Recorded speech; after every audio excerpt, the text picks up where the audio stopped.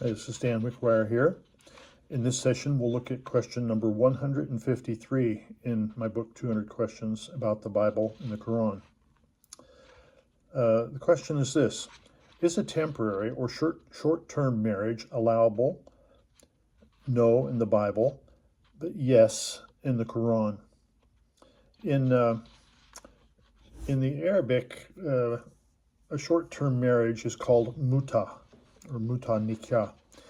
And this is what you could call the law of desire. When a man desires more than one woman, does he get to have one? Let's look at the Old Testament first. Let's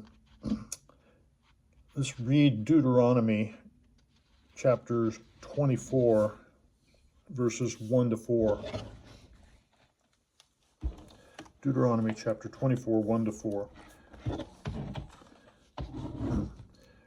When a man hath taken a wife and married her, and it come to pass that she find no favor in his eyes, because he hath found some uncleanness in her, then let him write her a bill of divorcement, and give it in her hand, and send her out of his house. And when she is departed out of his house, she may go and be another man's wife.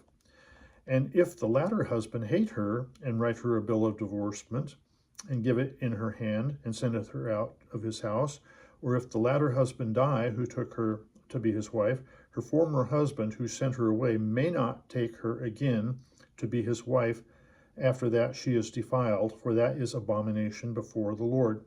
And thou shalt not cause the land to sin, which the Lord thy God giveth thee for an inheritance. So this is the law of divorce on a short-term marriage, according to the book of Deuteronomy. When we go into the New Testament, we see that Jesus has something to say about this sort of thing as well. And reading from Matthew chapter 19, verses 3 to 9, this is what Jesus has to say about this sort of thing. And he answered and said unto them, have you not read that he who made them at the beginning made them male and female? And he said, for this cause shall a man leave father and mother, and shall cleave to his wife, and they two shall be one flesh. Wherefore they are no more two, but one flesh. What therefore God hath joined together, let no man put asunder. They say to him, why did Moses then command to give a writing of divorcement and to put her away? This is what we just read out of Deuteronomy chapter 24, verse 1 to 4. Why then did Moses command to give a writing of divorcement and to put her away? He saith unto them, as Jesus is speaking now, Jesus says, Moses, because of the hardness of your hearts, permitted you to put away your wives, but from the beginning it was not so. And I say to you, whosoever shall put away his wife, except it be for fornication, and shall marry another, committeth adultery, and whosoever marrieth her who is put away doth commit adultery. So Jesus has a much higher standard in the New Testament than what we see Moses allowed, and the only reason that Moses allowed it was because of the hardness of people's hearts. Now, the fact is that God hates divorce. Malachi chapter 2, verse 16 says this, for the Lord God of Israel says that he hates divorce. Therefore take heed to your spirit that you do not deal treacherously. And in 1 Corinthians, in the New Testament, it says this, chapter 7, verses 10 and following.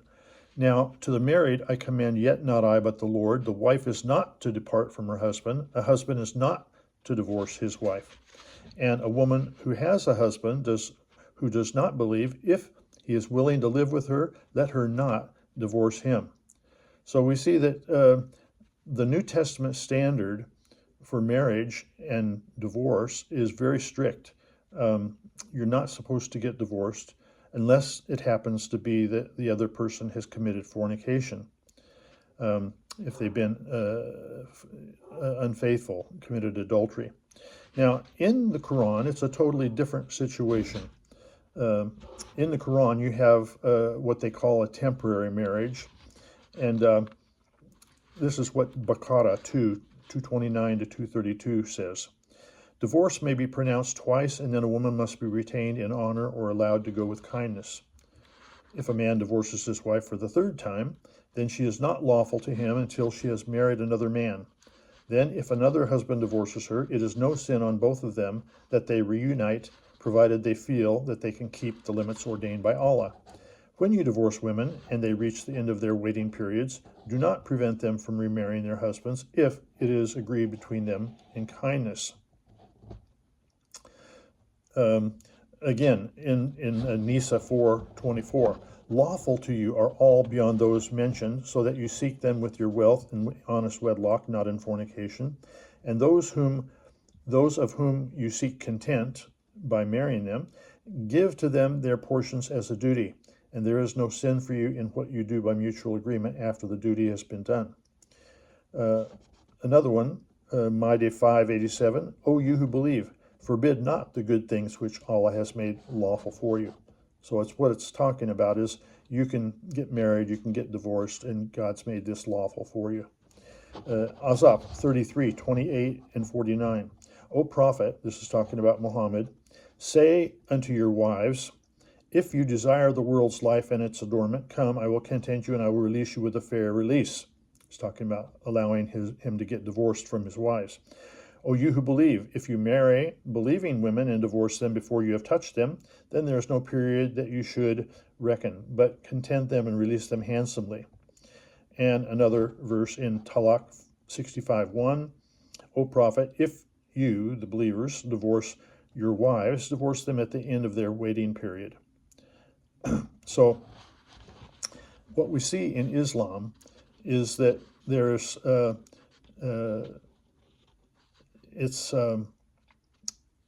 this Mut'ah nikah that they call it.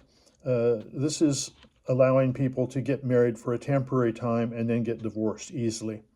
And this was particularly common at Muhammad's time when his soldiers were out fighting wars. They would take them into a mosque, do a temporary Mut'ah nikah, which is a temporary marriage. They would go and have their sex with basically a prostitute, and then when they came out of that room, they would go to the mosque and they would get a divorce. Say, I divorce you, I divorce you, I divorce you, and then it's all done. And so it's sometimes used as a socially permissible way for couples to cohabitate for a predetermined or fixed period of time, usually a very short time.